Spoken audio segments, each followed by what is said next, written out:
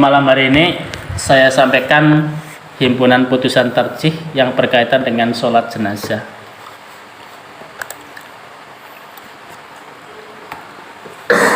Tidak sempat buat langsung saja kita lihat artikelnya.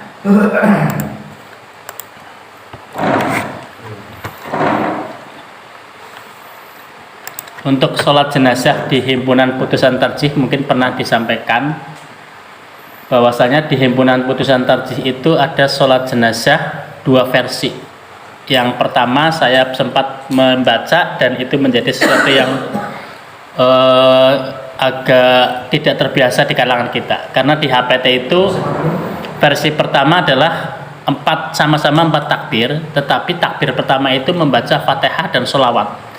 Bacaan Fatihah dan sholawat itu berada di takbir pertama, kemudian yang kedua Allahumma ighfir lahu, yang ketiga Allahumma ighfir li hayyina, yang keempat itu takbir tanpa membaca doa apapun, langsung salam.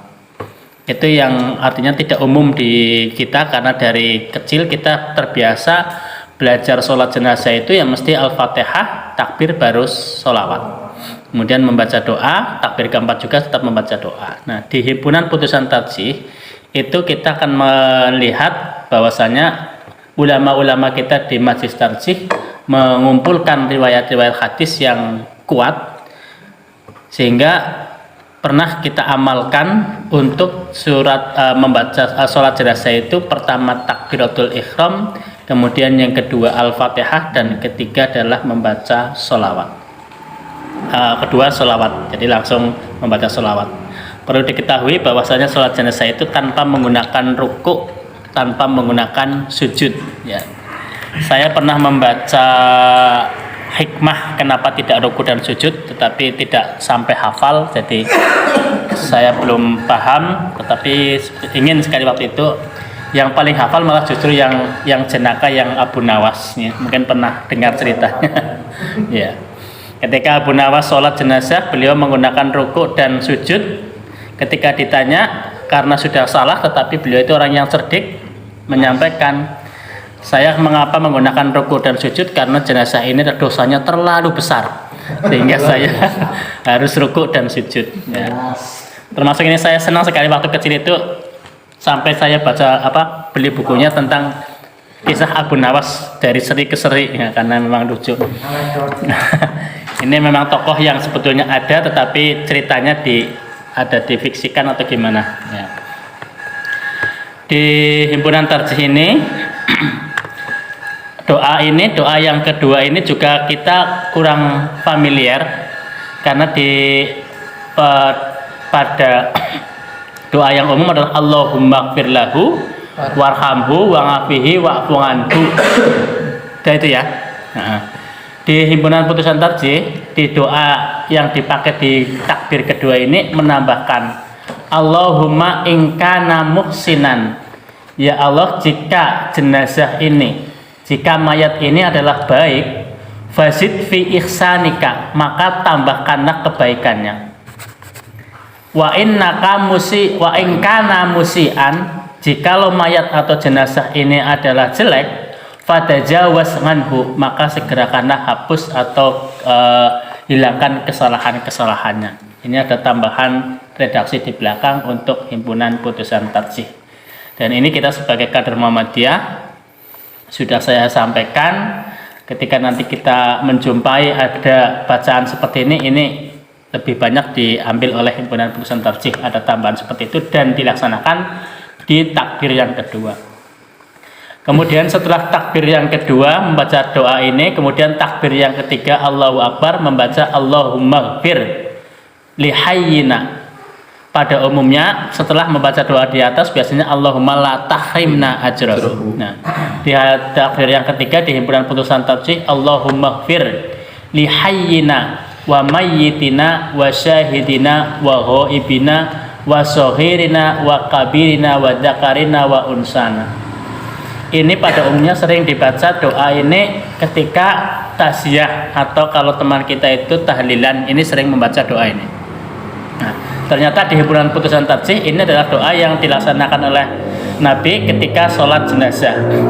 Allahumma ighfir, ya Allah ampunilah lihayyina, terhadap orang-orang saudara-saudara kami yang masih hidup, wa mayyitina, yang sudah yang meninggal, wa syahidina, yang menyaksikan atau yang ada sekarang, wa ghaibina, atau yang sudah tidak ada sekarang, wa sohirina, baik itu yang kecil, wa kabirina, ataupun yang besar, wa zakarina, yang laki-laki, wa unsana, dan yang perempuan. Allahumma man ahyaitahu minna fa ahyihi alal Islam, ya Allah, seseorang yang engkau hidupkan di antara kami, maka hidupkanlah dalam keadaan Islam. Wa man tawaffatahu minna fatawaffahu alal iman, dan saudara-saudara kami yang engkau wafatkan di antara kami, maka hendaklah engkau wafatkan dalam keadaan iman. Ini doa ini bisa dipakai, dan kalau sudah dimasukkan di dalam himpunan putusan tarjih, kita sebagai warga Muhammadiyah ini meyakini bahwasanya ulama-ulama kita telah mentarjih, mengumpulkan dalil-dalil yang kuat, sehingga muncul ada amalan sholat jenazah yang seperti ini.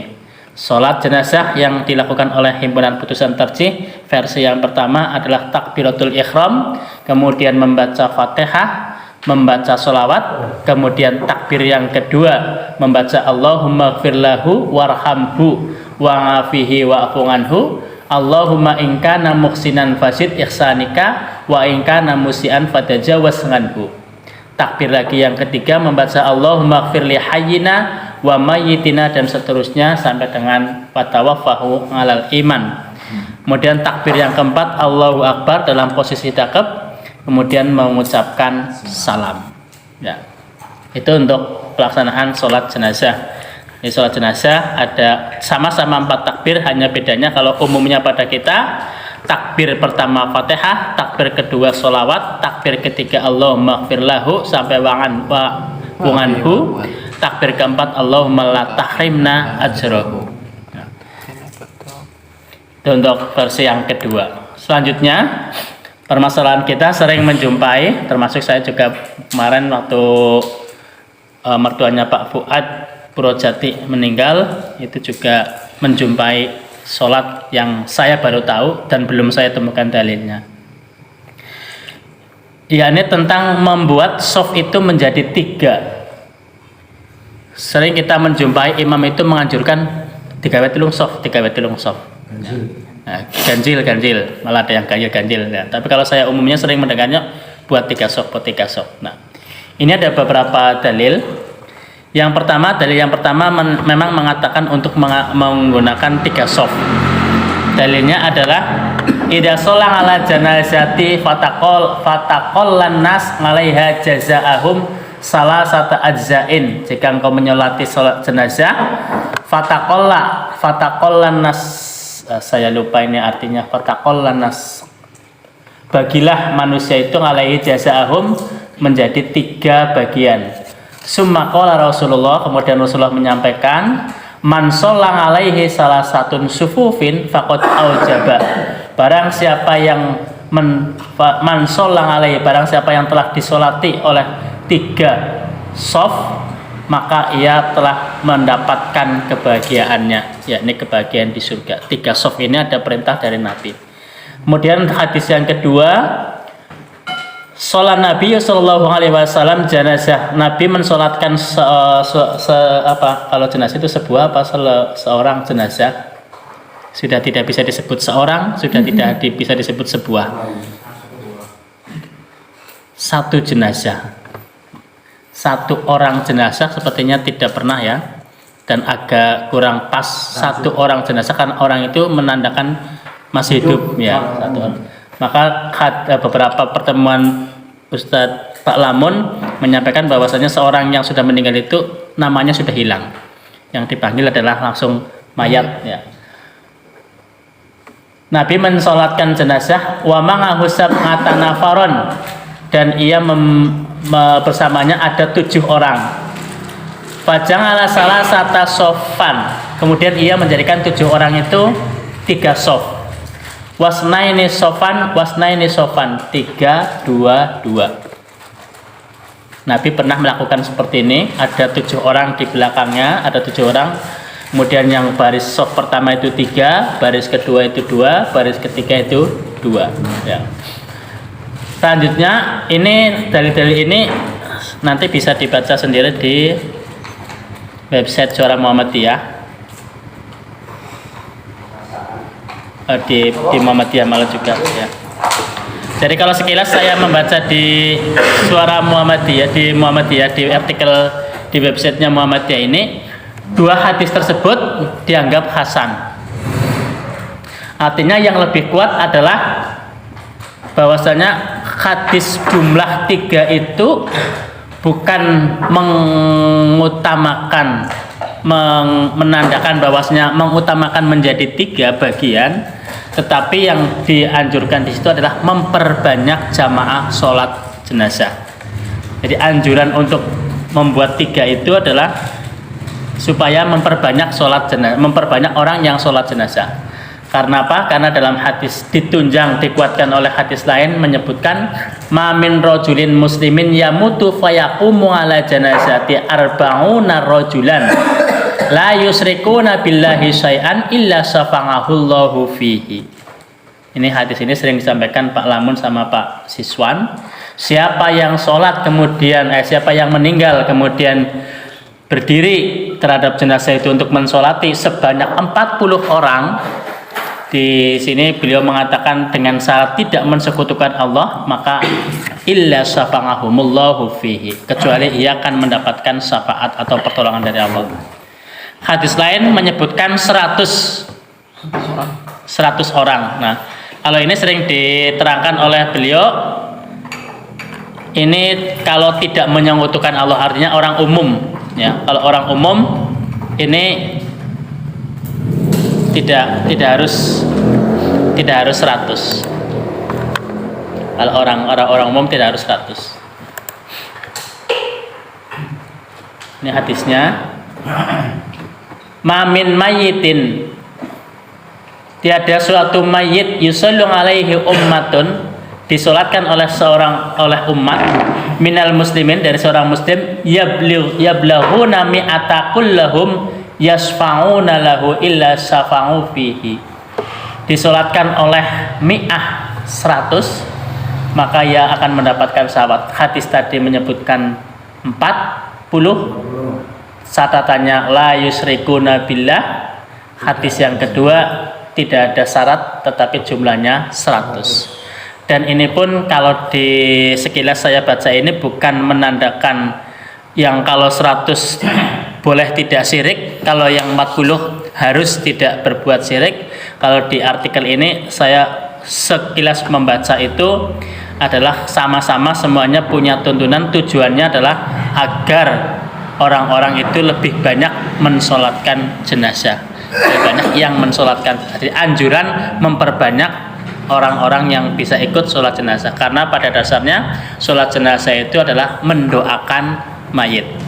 Ketika orang yang mendoakan itu lebih banyak, maka lebih memungkinkan untuk bisa terkabul. Tetapi kalau sedikit, ya seperti itu ya.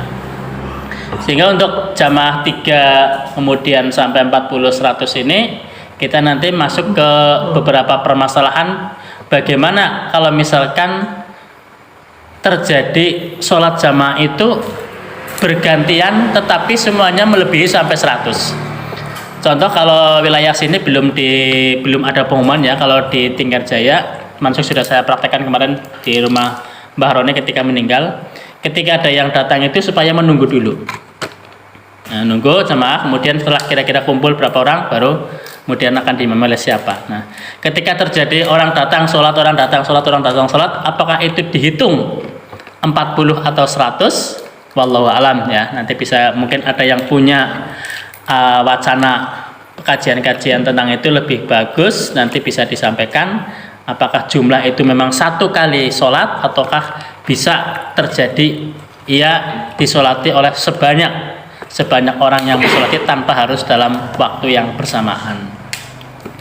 Kemudian kalau kemarin saya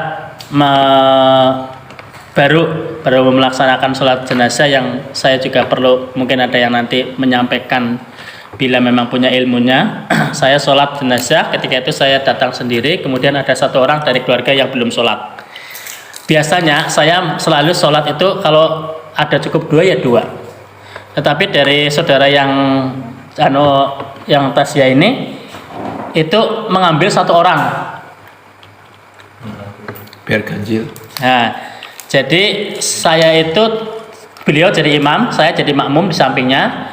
Kemudian dia mengambil 1 orang, walaupun dia sebetulnya sudah sholat ya, sedang duduk ya. Disuruh untuk satu soft bersama saya.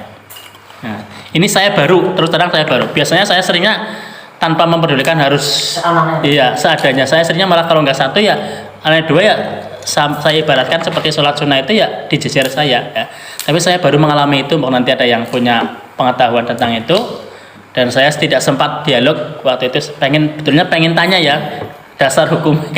mumpung wongnya perintah kan biasanya dia punya dasar sehingga harus saya tanyakan. Kalau kepada orang lain biasanya kurang paham. Kalau orang yang melaksanakan biasanya lebih paham.